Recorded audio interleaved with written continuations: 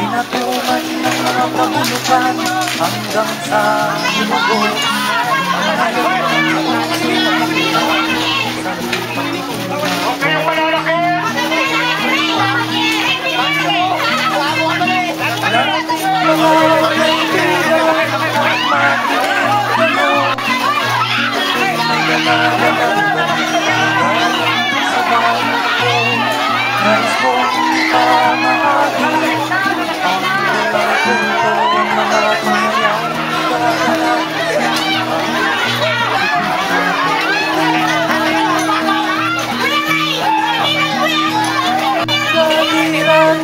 Mga bukid ay kulay dito. Dati-dati ang mga punsing laya ng tao. Dati-dati ay katahimikan. Ang musika nagpapatungo sa mga bata. Walang ibang salita.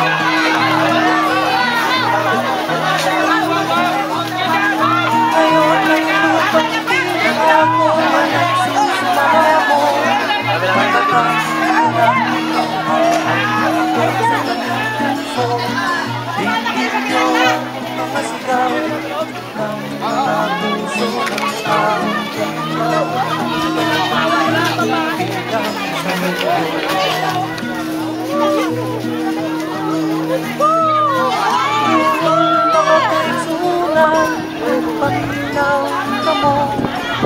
Ako'y dala sa banwa ko. Gusto kong naipahibalo ang mga istorya na nagkakahitabo sa banwang Bisaya na to.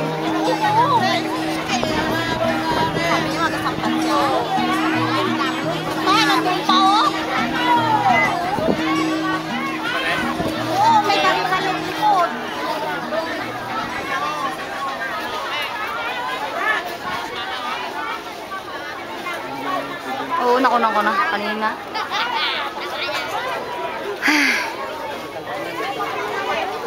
Grabe.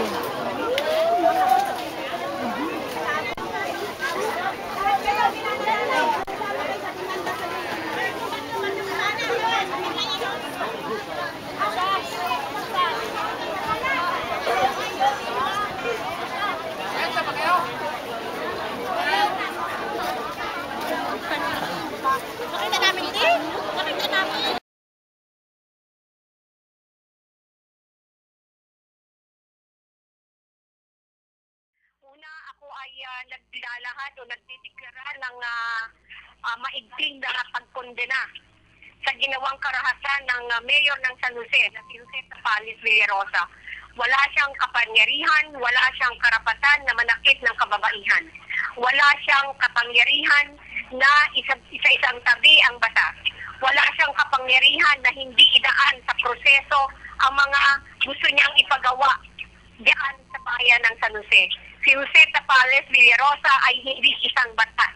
Siya ay lingkod ng bayan na dapat sumunod sa batas, igalang ang karapatan ng mamamayan. Siya ay mananagot sa batas sa pamamagitan ng ating mga kababayan. Siya ay mananagot sa mga pagtitiwala na ibinigay sa kanya ng ating mamamayan. At ako ay nakikipag-usap sa mga taga-palengke at alam naman nila na ako ay sumusuporta at nakikiisa sa kanilang adhikain na ipaglaban ang kanilang karapatan. Ang bagay na ito ay nasa Court of Appeals na, kaya tinatawagan ko ang ating web na si Judge Jose Jacinto Jr. na siya ay hindi na pwedeng mag-issue ng kahit na anong order tungkol sa pagpapalimolish sa palengke. Siya ay na-inhibit na sa pag-aksyon sa kaso nito. Ang kasong ito ay nasa jurisdiction ng Court of Appeals at walang kahit na sinong web sa San Jose o sa Occidental Mindoro ang mayroong jurisdiction o kapangyarihan na mag-issue ng kahit na anong order. Kaya binabalaan ko ang web na siya ay hindi dapat umaksyon sa kasong yan. At binabalaan ko din ang ating mayor na si Jose Tapales Villarosa na siya ay magtimpi, siya ay sumuko sa batas, siya ay sumunod sa panuntunan. Hindi ko sinasabi na ayaw maging maganda ang palengke. Kung gusto niyang maging maganda ang palengke, ay idaan yan sa maganda at sa maayos at sa naayon sa batas na pamamalakad. Hindi yung laging ang pinagmamalaki ay pwesto o kapangyarihan. Kaya ako, sinasabi ko sa ulit-ulit, mananagot sa batas, mananagot ang sino man na yumuyurap sa karapatan ng mamamayan ng San Jose at mamamayan ng Occidental Mindoro. Walang sino man, inuulit ko, walang sino man, kahit na mayor pa siya, na merong kapangyarihan na siya ay over and above the law. He has always to submit himself to the law and the processes provided for by the law. So, kinukundin ako ang marahas niyang pagpasok sa palengke. Kinukundin ako ang paglalapaskangan niya sa mga kababaihan na ang kanilang ginagawa lamang ay paglaban sa kanilang karapatan. At binabalaan ko siya na siya ay dapat managot sa mga kaso at sa mga batas na dapat niyang sinusunod. Itong bagay na ito ay ipinaabot na sa Pangulo, ipinaabot na sa Secretary of Interior and Local Government. At sinabi nga na siya ay dapat managot sa kanyang mga pinagagawang yan. Alam mo, kahapon pa ay nag-order na nga ako kay Provincial Director Valdez na i-take over na ang premises ng palengke. Kaya as of yesterday, ang mga pulis ng San Jose sa pamumuno ni Chief of Police Gutang ay hindi na pwedeng magbantay sa palengke. Ang magbabantay lamang sa palengke ay ang galing sa barak to galing sa provincial office ng PNP at sila ay sinusuportahan ng Philippine Army. Tinatawagan ko rin si Chief of Police Gutang na dapat ay siya ang kanyang tungkulin ay protektahan ang bayan, hindi protektahan ang kung sino mang politiko. At kung siya ay pipili na ang poprotektahan niya ay politiko laban sa bayan, mananagot din siya. Sundan ko ang mga pangyayari dyan.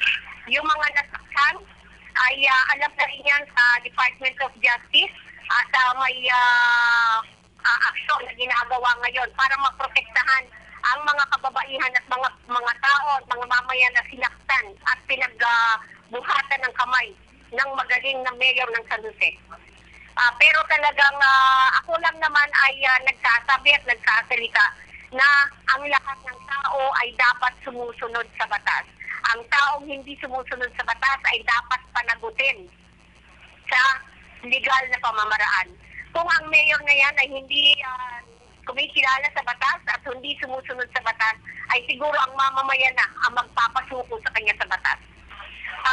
Ako naman po ay alam naman niya ng mga taga-palengke na sa pusula ang aking puso, ang aking suporta ay nasa kanila. At ang suporta ay ako kasi at alam naman niya ng mga kababayan natin, pag ako'y sumutulong, hindi ko na pinapangalandakan yung tulong. Hindi ko halos pinapangalandakan yung mga ginagawa ko. Kaya ako ay tumatrabaho ng matahimik, alam ng mga kasamahan natin yan. At ito lang ang aking masasabi.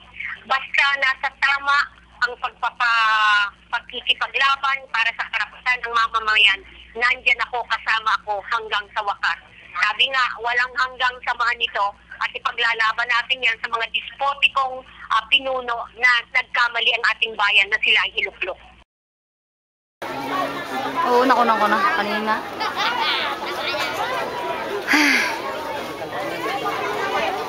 Grabe.